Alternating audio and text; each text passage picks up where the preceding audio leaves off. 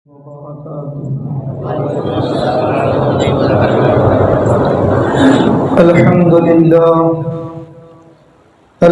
لله العلي الأكبر، والصلاة والسلام على سيد البشر وعلى آله وأصحابه السرج الغرر. أما بعد، فأعوذ بالله من الشيطان الرجيم.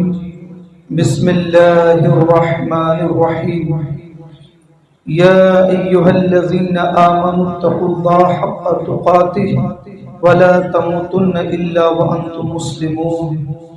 صدق الله مولانا العظيم وصدق رسوله النبي الأمين المعين الكريم، ونحن على ذلك لمن الشاهدين ومن الشاكرين، والحمد لله رب العالمين. معزز سامعین کرام، آئیے ہم اور آپ نہایت ہی عقیدت و احترام کے ساتھ حضور صاحب القلات فخر موجودات رحمت عالم نور مجسم جناب احمد مجتبی محمد مصطفیٰ صلی اللہ علیہ وسلم کی بارگاہ اقدس میں درود و سلام کا نذرانہ پیش کریں. پڑھی اللہم صلی علی سیدنا و شفیعنا و نبینا و مولانا و ملجانا محمد معدن الجود والکرم وعلى آلہ و صحابہ بارک وسلم. صلاة و سلام علیک یا رسول اللہ، صلاة و سلام علیک یا حبیب اللہ. معزز سامعین کرام، میں نے آپ کے سامنے قرآن مقدس کی ایک بڑی ہی مشہور و معروف آیت کریمہ تلاوت کرنے کا شرف حاصل کیا ہے. انشاءاللہ الرحمن اسی کے تناظر میں چند باتیں آپ حضرات کے سامنے پیش کرنے کی سعادت حاصل کروں گا. ہمارا اور آپ کا رب قرآن مجید میں ارشاد فرماتا ہے، یا ایھا الذین آمنوا اتقوا اللہ حق تقاتہ ولا تموتن الا وانتم مسلمون. اے ایمان والو، اللہ سے ڈرتے رہو جیسا کہ اس سے ڈرنے کا حق ہے. اللہ سے ایسے ڈرو جیسے اس سے ڈرنے کا حق ہے. ولا تموتن الا وانتم مسلمون، اور تم نہ مرنا مگر مسلمان ہی ہو کر. تم دنیا سے نہ جانا مگر صاحب ایمان ہی ہو کر. قرآن مجید کی اس آیت کریمہ میں حالات کے تناظر میں دو بڑے خاص اور اہم پیغام ہمارے حوالے کیے گئے ہیں. قرآن مجید میں اس آیت کریمہ کے اندر اللہ ارشاد فرماتا ہے، پہلی بات تو یہ بتائی گئی کہ اللہ سے ایسے ڈرو جیسا کہ اس سے ڈرنے کا حق ہے. اس طریقے سے پروردگار عالم سے ڈرنے کا حق کیسے ادا ہوگا؟ اس کی صورت یہ ہے کہ اللہ کی تمام باتوں کو تسلیم کیا جائے. جن باتوں سے اللہ نے روکا ان چیزوں کو ترک کر دیا جائے، اور جن باتوں پر عمل کا حکم دیا ان چیزوں پر عمل کیا جائے. پھر اللہ تعالیٰ کی بارگاہ میں دعا کی جائے، اے اللہ تو اپنے فضل و کرم سے ہماری نیکیوں کو قبول فرما، اور اپنے فضل و کرم سے ہمیں جہنم سے نجات عطا فرما. میرے عزیزوں، میرے دوستوں، اب آپ ذرا غور فرمائیں. آیت کریمہ کا دوسرا حصہ ارشاد ربانی ہے، وَلَا تَمُوتُنَّ إِلَّا وَأَنْتُمْ مُسْلِمُونَ، اور تم نہ مرنا مگر مسلمان ہو کر. موت اور زندگی اللہ کے ہاتھ میں ہے، تو پھر ہم کیسے اپنی مرضی سے یہ کیسے کر سکتے ہیں کہ ہماری موت حالت ایمان ہی میں آئے؟ اللہ تبارک و تعالی نے موت و حیات اس کے دست قدرت میں ہے. وہ جب چاہتا ہے، جہاں چاہتا ہے، جس حالت میں چاہتا ہے انسان کو موت عطا فرماتا ہے. یہاں پر مفسرین اور علماء ارشاد فرماتے ہیں، اس آیت کا مطلب یہ ہوا کہ تم نہ مرنا مگر مسلمان ہو کر، یعنی اپنی پوری زندگی تم اسلامی زندگی بنا لو، اپنے آپ کو مومن کے کردار میں ڈھال لو، اپنی زندگی کو ایمانی زندگی بنا لو، تمہاری صبح ایمانی ہو، تمہاری شام ایمانی ہو، تم رات کے اجالے میں بھی مومن رہو، رات کی تاریکی میں بھی مومن رہو، دن کے اجالے میں بھی مومن رہو۔ ایسا نہ ہو کہ صرف جمعہ کے دن مسلمان نظر آؤ، صرف عید کے دن مسلمان نظر آؤ، صرف مسجدوں میں مسلمان نظر آؤ، صرف رمضان کے مہینے میں مسلمان نظر آؤ، نہیں، بلکہ مطلب یہ ہے کہ تمہاری پوری زندگی اور زندگی کا ہر ایک لمحہ اسلامی لمحہ بن جائے، ایمانی کردار بن جائے۔ تو جب پورے طریقے سے تم مسلمان رہو گے تو موت جب بھی آئے گی مسلمان ہو کے جاؤ گے۔ اب موت چاہے بازار میں آئے، چاہے گھر میں آئے، دکان میں آئے، چاہے کسی کھیت کھلیان میں آئے، صبح کو آئے، شام کو آئے، ایک انسان جب اس نے پوری زندگی ایمانی زندگی بنا لیا، اپنے معاشرے کو اسلامی معاشرہ بنا لیا، تو موت آنے دو، وہ جب بھی آئے گی ہمیں ایمان والا پائے گا۔ بات سمجھ میں آئی؟ اس لیے آج کے حالات کو دیکھتے ہوئے ہمارے اور آپ کے اوپر یہ بہت اہم معاملہ ہے کہ ہم اپنے ایمان کی، اپنے ثقافت و تہذیب کی اور اپنے ایمانی کردار کی حفاظت کریں۔ میرے عزیزوں، میرے دوستوں، ابھی 15 اگست کی تقریبات پورے ملک کے اندر منائی گئی۔ ملک کے اندر جتنے بھی لوگ بستے ہیں، ہندو، مسلم، سکھ، عیسائی، جس دھرم کے بھی ماننے والے ہیں، سبھی لوگوں نے اپنے اپنے کلچر، اپنے اپنے انداز میں، اپنے اپنے طریقے سے ملک کی آزادی کا جشن منایا۔ اور یہ ملک کی آزادی ہے تو ملک میں جتنے لوگ ہیں یہ سب کے لیے آزادی کا تحفہ ہے، خوشی کا اظہار کرنا ہر ایک کے لیے روا۔ مگر حیرت اس پر ہے اور تعجب کی بات یہ ہے کہ آج اس سال کے جشن آزادی کے کچھ ایسے مناظر نگاہوں کے سامنے آئے جسے دیکھنے کے بعد ایسا محسوس ہوا کہ مسلمان کس قدر خوف کے سائے میں اور کس قدر چاپلوسی کی دنیا پہ اتر آ چکا ہے۔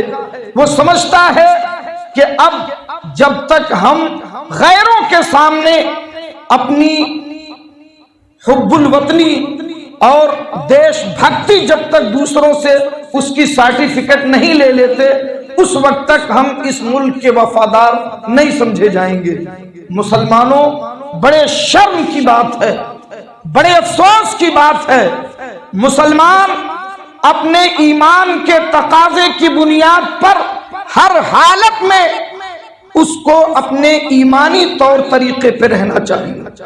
وہ جہاں رہے اسے اس بات کا احساس ہونا چاہیے کہ وہ ایک مسلمان ہے، صاحب ایمان ہے، اور اس کے کچھ تقاضے ہیں جسے اسے پورا کرنا ہے۔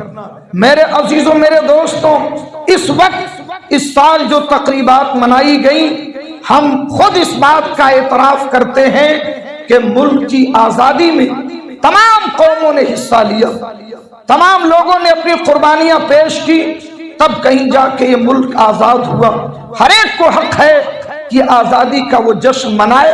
یہ ایک قومی اور ایک ملکی سطح پر آزادی کا جشن منایا جاتا ہے، مگر آزادی کا جشن منانے کی ایسی روایات آج سے پہلے ہم نے کبھی نہیں دیکھی تھی۔ کیا ہو گیا ہے مسلمانوں کو کہ آپ نے یہ سمجھ لیا کہ جب تک ہم مشرکوں اور غیروں کے تلوے نہیں چاٹ لیں گے اس وقت تک ہماری حب الوطنی ثابت نہیں ہوگی۔ کیا ہو گیا ہے آپ کو؟ میرے عزیزوں، میرے دوستوں، ایسے ایسے مناظر اللہ اکبر کی دیکھ کر کے افسوس ہوا۔ اور عوام تو عوام، حد تو یہ ہے کہ جو علماء اپنے آپ کو کہلاتے ہیں، جو خواص کہلاتے ہیں، اور ایسے لوگ، ایسے مکتب فکر کے لوگ جو کل تک رسول پاک صلی اللہ علیہ وسلم کی جشن ولادت کی خوشی منانے پر فتوے لگاتے تھے، آج ان لوگوں نے اپنے مدارس کے اندر کون کون سے کرتب دکھائے، کون کون سے مناظر دکھائے۔ افسوس کی بات ہے ایک ایسا مدرسہ جس میں بچیاں عالمہ فاضلہ ہونے کے لیے جاتی ہیں، اس مدرسے کے اندر جو بچیوں کا مدرسہ ہے اس میں معاذ اللہ ان بچیوں سے جو قرآن و حدیث کی تعلیم کے لیے گئی تھی ان سے اسٹیجوں پر ڈانس کرائے گئے، ان سے ڈانس تک کرائے گئے، اور اس ڈانس کو دیکھنے والے صرف عورتیں نہیں تھیں بلکہ اسٹیج پر مرد بھی بیٹھے تھے۔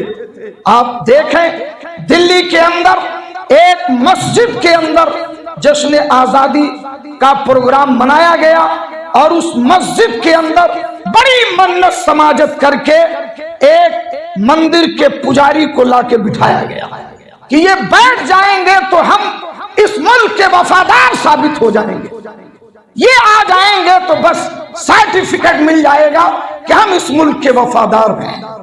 میرے عزیزوں، میرے دوستوں، ہریانہ کے اندر ایک مدرسے کے اندر بہت مشہور ایک شخص جو اپنے آپ کو یوگا گرو کے نام سے متعارف کراتے ہیں، انہیں بڑی منت سماجت کر کے بڑے احترام سے انہیں بٹھایا گیا، اور سب داڑھی ٹوپی والے اس کے پیر کے پاس بیٹھے کہ بھائی یہ آ گئے ہیں، اب مہر لگ جائے گی کہ ہم بڑے پکے ہندوستانی ہیں۔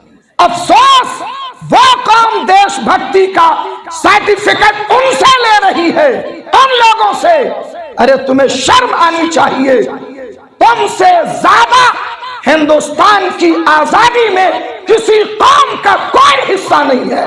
اللہ کی عزت کی قسم، ڈیبیٹ کرا لو، بحث کرا لو، مناظرہ کرا لو، یہ تاریخی سچائی ہے۔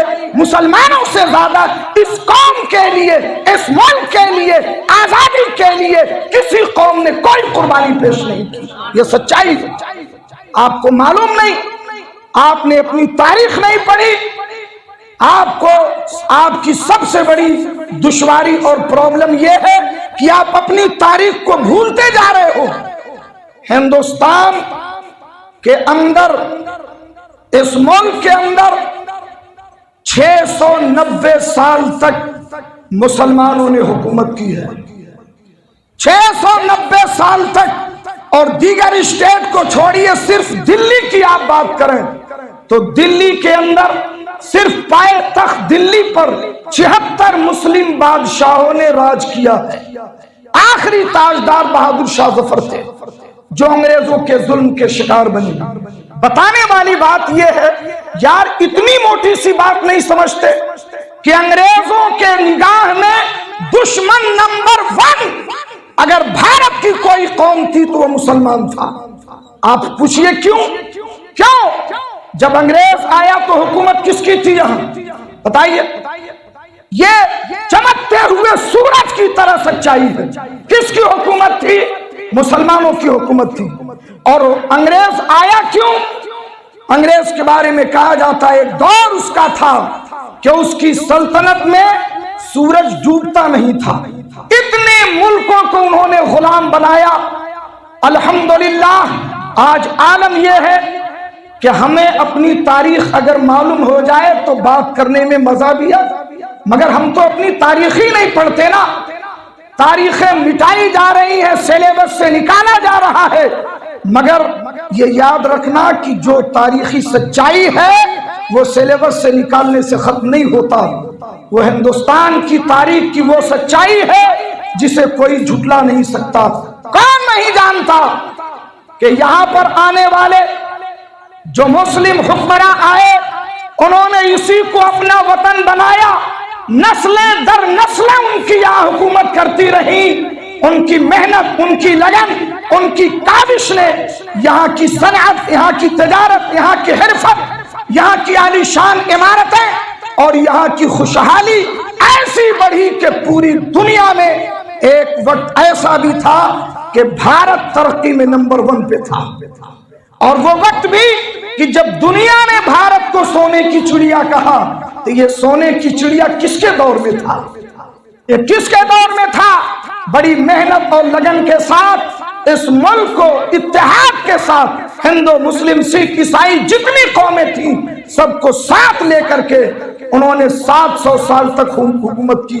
میں ایک فریب اور ایک الزام کا پردہ چاک کرتے ہوئے بتانا چاہتا ہوں، آپ مجھے بتائیے، لوگ کہتے ہیں اس بادشاہ نے اتنا مارا، اس نے اتنا مارا، اس نے اتنا خراب کیا، اتنے جو ہے مندر گرائے، یہ کیا وہ کیا۔ یہ ملک کے ماحول کو خراب کرنے کی سازش ہے۔ آپ ذرا سوچئے، اگر واقعی ایسا ہوتا تو 700 سال میں اس ملک کے اندر مسجد کے علاوہ کچھ نہیں بچتا، کچھ بھی نہیں بچتا۔ مگر اس وقت بھی دوسروں کے عبادت خانے مسجدوں سے زیادہ تھے۔ آج بھی اس بھارت کے اندر دوسروں کے عبادت خانے مسجدوں سے زیادہ ہیں۔ یہ اس بات کی سچائی، ہزاروں ہزاروں سال پرانے ان کے عبادت خانے موجود ہیں۔ تو میں عرض یہ کرنا چاہتا ہوں کہ اس ملک کو ترقی دینے میں 700 سال تک مسلمانوں نے اپنے خون پسینے سے اس ملک کو سینچا اور اسے سونے کی چڑیا بنایا۔ اسے دیکھ کر کے انگریز کی لالچ کی نگاہیں بھارت کی طرف اٹھی، اور کون نہیں جانتا، کون اس کا انکار کرے گا کہ اس ملک میں انگریز تجارت کے لیے آیا تھا۔ وہ تجارت کے لیے نیپال کیوں نہیں گیا؟ وہ تجارت کے لیے عربستان کیوں نہیں گیا؟ وہ تجارت کے لیے یورپ کا رخ کیوں نہیں کیا؟ اسے بھارت کیوں نظر آیا؟ کیونکہ بھارت اس وقت دنیا میں تجارت کی منڈی اور خوشحالی کی مثال تھی۔ اس لیے انگریز نے ایسٹ انڈیا کمپنی کے نام سے اپنی تجارت شروع کی اور کلکتے کے اندر اپنا پہلا دفتر قائم کیا۔ دھیرے دھیرے، اب پوری تاریخ بتانے کا تو وقت میں، دھیرے دھیرے اس نے پیر پسارنا شروع کیا۔ اس نے دیکھا یہ ملک بڑا سرسبز و شاداب، یہاں ترقی کے ذرائع بہت ہیں، قدرت کے خزانے موجود ہیں، یہاں بہت بڑا ملک، اگر ہم نے اس پر حکومت کر لیا، قبضہ جما لیا، تو یہ ہمارے لیے بے پناہ دولت کا سامان بنے گا۔ آپ ذرا سوچیں، انگریز نے اپنی مکاری، عیاری، تشدد، ظلم اور اپنی چالاکی سے صرف دو لاکھ انگریزوں نے پورے بھارت کو اپنا غلام بنا لیا۔ آپ ذرا غور کریں، کس کا دور تھا؟ ٹکراؤ کس سے ہوا؟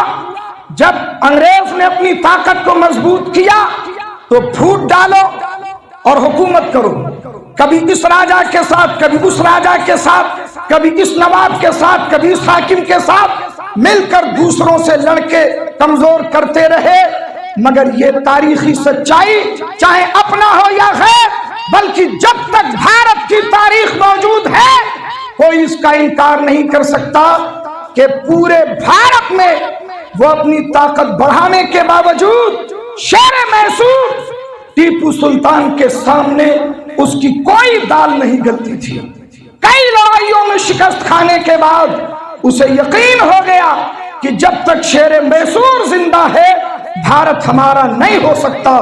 اس لیے کچھ اپنوں کی غداری، کچھ ملک کے لوگوں کی بے وفائی اور کچھ دوسرے راجا مہاراجاؤں کی آپسی چپکلش نے انگریز کے لیے وہ راستہ بھی آسان کیا، اور 1799 کے اندر شیر میسور سرنگا پٹن کی جنگ کے اندر شہید ہو گئے۔ اور جب انگریز نے ٹیپو سلطان کو شہید کر لیا تو ان کی لاش کے پاس کھڑے ہو کر کے اس نے اعلان کیا، آج بھارت ہمارا ہے، آج یہ ملک ہمارا ہے۔ یہ تاریخی سچائی ہے کہ ڈائریکٹ لڑائی انگریز کی اگر کسی قوم سے تھی تو وہ قوم مسلم ہے۔ پھر اس کے بعد کیا ہوا؟ 1799 سے لے کر 1857 تک اس نے پورے ملک کو اپنی شکارگاہ بنا لیا۔ جتنی چھوٹی چھوٹی ریاستیں تھیں، چھوٹے چھوٹے حکمراں تھے، سب کو کچل ڈالا۔ 1857 آتے آتے آخر کار علماء، مشائخ، صوفیاء، بزرگان دین، مدرسوں کے فارغین علماء نکل پڑے اور انہوں نے ایک فیصلہ کن جنگ کی تیاری کی۔ 1857 کو کون جھٹلا سکتا ہے؟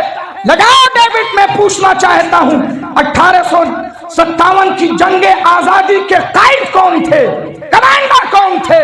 لڑنے والے فوجی کون تھے، جاسوس کون تھے، مرنے والے کون تھے، شہید ہونے والے کون تھے؟ میرے عزیزوں، میرے دوستوں، وہ سب تم تھے۔ آپ 1857 کی وہ تاریخ پڑھیے جب مدرسوں سے مفتیان کرام نکل پڑے، مشائخ نکل پڑے، علماء نکل پڑے، اور پورے ملک کے اندر انگریزوں کے خلاف فیصلہ کن جنگ لڑنے کے لیے جہاد کا فتویٰ صادر کیا، جہاد کا فتویٰ صادر کیا۔ اس فتویٰ کو لکھنے والے علامہ فضل حق خیر آبادی علیہ رحمت و رضوان جنگ آزادی کے عظیم مجاہد ہیں، جن کا آج نام بھی نہیں لیا جاتا۔ انہوں نے وہ فتویٰ لکھا، اور کس شان سے لکھا۔ ہمارے قائد وہ نہیں تھے جو انگریزوں کے تلوے چاٹیں اور ان کے سامنے دم ہلائیں، یا ان کے سامنے جھوٹ بولیں، یا ان کے سامنے جھک جائیں۔ نہیں، علامہ فضل حق خیر آبادی کو جب گرفتار کیا گیا اور فتویٰ مل گیا، اور ان سے لکھنؤ کی کورٹ میں ان کا کیس چلا، اور جج نے جو کسی زمانے میں علامہ فضل حق خیر آبادی کا شاگرد رہ چکا تھا، جب اس نے پوچھا کہ فضل حق، کیا یہ فتویٰ تم نے دیا ہے؟ کیا انگریزوں کے خلاف جہاد کا فتویٰ تم نے دیا ہے؟ جبکہ اس سے پہلے اس نے اپنے قاصد کے ذریعے سمجھا دیا تھا کہ آپ ایک مرتبہ انکار کر دیں گے، باقی سب ہم ڈیل کر لیں گے، بس ایک مرتبہ کہہ دیجئے کہ یہ فتویٰ میں نے نہیں دیا۔ حالانکہ فتوے پہ ان کی مہر موجود ہے، دستخط موجود ہے، مگر ان سے کہا گیا کہ ایک مرتبہ آپ انکار کر دیجئے کہ یہ فتویٰ آپ کا نہیں ہے۔ علامہ فضل حق خیر آبادی جب لکھنؤ کی کورٹ میں حاضر ہوئے اور آخری فیصلے کی تاریخ پڑھی، جج نے دو ٹوک انداز میں پوچھا، بتائیے کیا ہمارے خلاف جہاد کا فتویٰ آپ نے لکھا ہے؟ کیا یہ دستخط آپ کے ہیں؟ کیا یہ مہر آپ کی ہے؟ علامہ فضل حق خیر آبادی نے شیر کی طرح گرجتے ہوئے کہا کہ سنو، تم دشمن ہو، ظالم ہو، ہمارے ملک پر ناجائز قبضہ کیا، یہ فتویٰ میرا ہے اور آخری دم تک میں اس پر قائم ہوں۔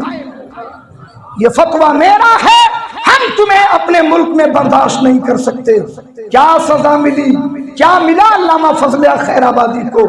کالا پانی بھیج دیا گیا، اور کالا پانی جانے والوں کی لسٹ بھی پڑھ لو کہ اس میں آپ کتنے ہو اور غیر کتنے۔ 5000 سے زیادہ علماء کرام، پیران اعظام، مشائخ اعظام کو کالا پانی کی سزا کی گئی، جو کلکتے سے تقریباً 150 کلومیٹر کی دور سمندر میں ایک ٹاپو، بڑی زہریلی ہوا، وہاں سزا کچھ اور نہ دی جائے، خالی چھوڑ دینا وہاں پر۔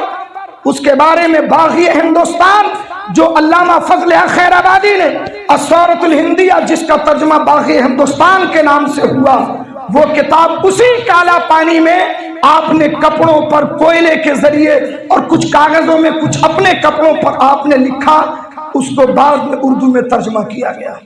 علامہ فضل حق خیر آبادی رحمت اللہ تعالی علیہ 1857 کی جنگ آزادی کے وہ ہیرو ہیں کہ اگر ان کے نام کو ہٹا دیا جائے تو 1857 کی تاریخ بالکل بے معنی ہو کے رہ جاتی ہے۔ اب ذرا سوچئے اور سوچ کے مجھے بتائیے، اتنے علماء مشائخ جو اٹھ کھڑے ہوئے تھے کہ پورے ملک کے لوگ انگریزوں کے خلاف ہلہ بول دیں، مگر اس میں بھی ان لوگوں نے غداری کی جن سے آج تم وفاداری کی سرٹیفکیٹ مانگ رہے ہو۔ ان کی غداریوں کی وجہ سے، کچھ ایسے غداروں کی وجہ سے جنہوں نے ملک کا نقصان کیا، وہ جنگ مسلمان اور اس ملک کی قومیں، ہندو، سکھ، عیسائی، جو بھی اس میں ساتھ تھے، آخر وہ جنگ ہار گئے۔ جنگ کی ناکامی کے بعد پھر تو انگریزوں نے جو تباہی مچائی ہے، مجھے بتاؤ یہ تباہی کس کے خلاف مچائی ہوئی؟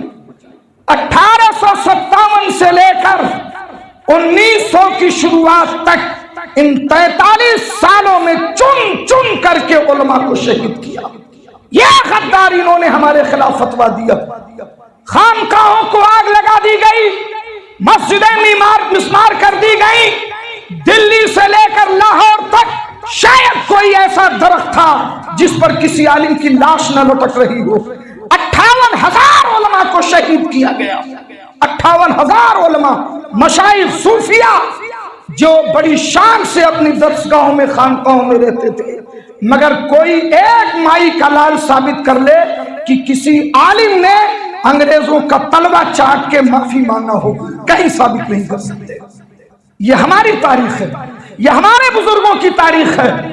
پھر 1921 میں کیرلا کے کسانوں نے جو انگریزوں کے خلاف زبردست مورچہ اٹھایا، کیا اسے بھول سکتے ہو؟ وہ 700 مسلمانوں کو گولیوں سے بھون دیا گیا، وہ سب کے سب مسلمان تھے۔ پھر 1922 کے اندر گورکھپور کے قریب چورا چوری کا حادثہ، کیا اسے کوئی بھلا سکتا ہے؟ جس میں انگریز کی پولیس چوکی کو بالکل جلا کے راکھ کر دیا گیا۔ انگریزوں نے جو اس کا بدلہ لیا، گورکھپور کے اطراف کو تہس نہس کر دیا، 180 لوگوں کو گرفتار کیا، سب کو پھانسی کی سزا دی، سب کے سب مسلمان تھے۔ آپ کو اپنی تاریخ معلوم ہونی چاہیے۔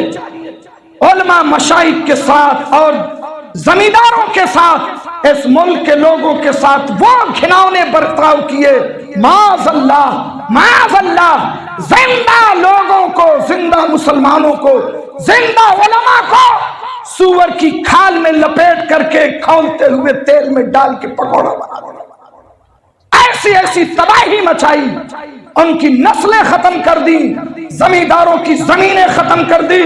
ظلم و بربریت کا ان کے سامنے یہ تھا کہ انہی مولویوں نے ہمارے خلاف لوگوں کو بھڑکایا، انہی مولویوں نے جہاد کا فتویٰ دیا، اس لیے ان کو چن چن کر کو مارو۔ اور جتنے لوگوں نے اس میں چندہ دیا، ساتھ دیا، کسی کو نہیں چھوڑا، کئی لاکھ لوگ مارے گئے۔ یہ جنگ آزادی کی وہ تاریخ ہے۔ ہم مانتے ہیں اخیر دور میں 1947 سے کچھ سال پہلے ساری قومیں اٹھ کھڑی ہوئی، مگر اس کے اسباب شروع کہاں سے ہوئے تھے؟ یہ تاریخ ہندوستان کی آزادی شروع کہاں سے ہوئی تھی؟ پچھلے پورے 100 سال میں، یعنی یوں سمجھ لیں کہ شیر میسور ٹیپو سلطان کی شہادت سے لے کر 1921 تک مکمل طریقے سے اگر انگریزوں کا دشمن نمبر 1 کوئی تھا تو وہ آپ تھے۔ ہم مانتے ہیں انہوں نے ہر قوم پر ظلم کیا، مگر ان کا ڈائریکٹ نشانہ اگر کوئی تھا تو آپ تھے۔ اور آگے بڑھیے، آپ تاریخ پڑھیں، 1942 آتا ہے۔ 1942 کے اندر پورے ملک کے اندر ہر قوم نے آزادی کے خلاف جو جدوجہد شروع کی، اس کی تاریخی مثال آپ دیکھیں 1942 میں۔ پھر 1944 کے اندر آزاد ہند فوج بنائی گئی، جس میں آدھے سے زیادہ مسلمان رضاکار موجود تھے۔ یہ تاریخ آپ کو معلوم، اسے بھی آپ پڑھیے۔ پھر آگے بڑھیے، 1946 آتا ہے۔ 1946 میں آزادی کی جو اینٹ رکھی گئی، آخری دھکا، آخری زور، وہ آپ کو معلوم ہے کیسے پڑا؟ 30 اپریل 27 28 29 30 اپریل 1946 کو بنارس کے اندر آل انڈیا سنی کانفرنس کی گئی۔ آل انڈیا سنی کانفرنس جس کی صدارت سرکار مفتی اعظم ہند نے فرمائی، جس کی صدارت صدر الافاضل حضرت علامہ سید نعیم الدین مراد آبادی نے فرمائی، حضرت پیر جماعت علی شاہ جس میں خصوصی مہمان بن کر کے آئے، اور یہ ایک ایسا تاریخی پروگرام تھا جس میں 24,000 صرف علماء کرام موجود تھے، 24,000 صرف علماء تھے، اور 3 لاکھ سے زیادہ اس میں مسلمانوں نے شرکت کی۔ یہ 30 اپریل 1946 کا واقعہ ہے۔ اس کے بعد جو پورے ملک کے اندر انگریزوں کے خلاف نفرت کا طوفان اٹھا، تو جگہ جگہ انہیں تشدد کا نشانہ بنایا گیا، پٹریاں اکھاڑی گئیں، ان کے دفتروں کو جلایا گیا، ان پر شبخون مارے گئے، بم کے ذریعے ان کے مکانوں کو اڑایا گیا، ان کی ناک میں دم کر دیا، تب جا کے 15 اگست 1947 کو آزادی ملی۔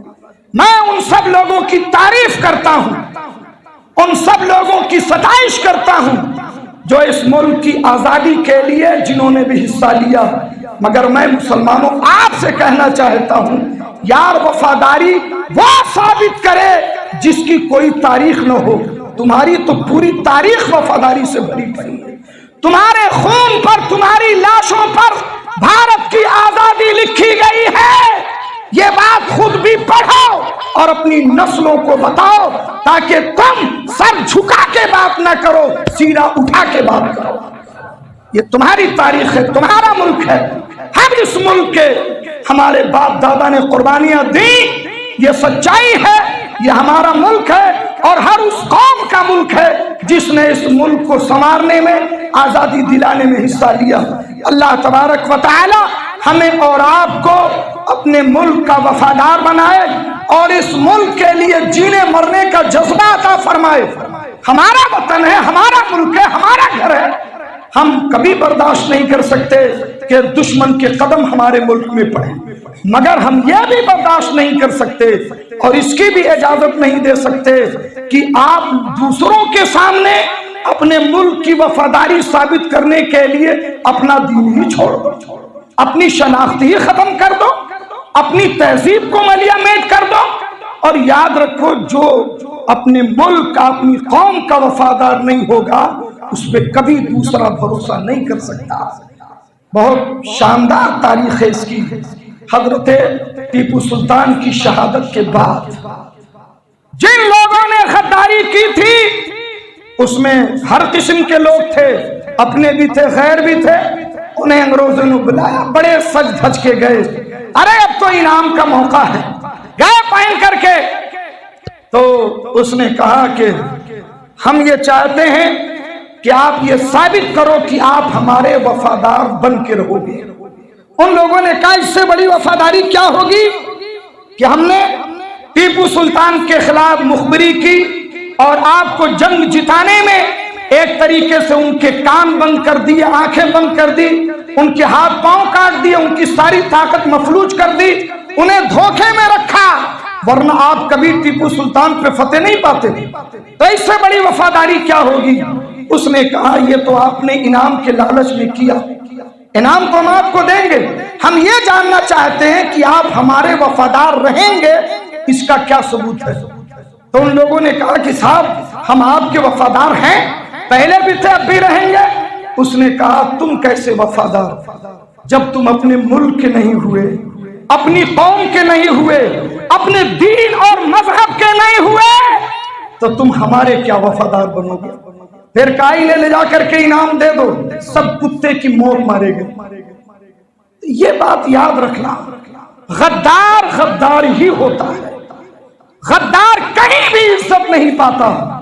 اگر عزت کی زندگی ہے سبحان اللہ، ورنہ عزت کی موت تو ہمارا استقبال کرے گی۔ اس لیے ایمان پہ قائم رہو، اپنے ملک کے ساتھ وفادار بن کے رہو، اور کسی بھی غیر ملکی عناصر کو اگر کوئی ہمارے خلاف آتا، ہمارے ملک کے خلاف، ہماری تہذیب کے خلاف، تو آپ اس کے خلاف آواز اٹھائیے، یہ آپ کا حق ہے۔ اللہ تعالیٰ اپنے حبیب کے صدقے میں ہمارے اور آپ کے ایمان کو سلامت رکھے، اس ملک کے اندر عزت و وقار کی زندگی عطا فرمائے، اور ہمارے ملک کے اندر جو نفرتوں کا ماحول چل رہا ہے اے اللہ اسے دور فرما کر اس ملک کے اندر محبت کی فضا قائم فرما۔ استغفر اللہ ربی من کل ذنب واتوب الیہ۔ السلام علیکم ورحمۃ اللہ وبرکاتہ۔ یہ چند اعلانات ان سے سماعت فرمانے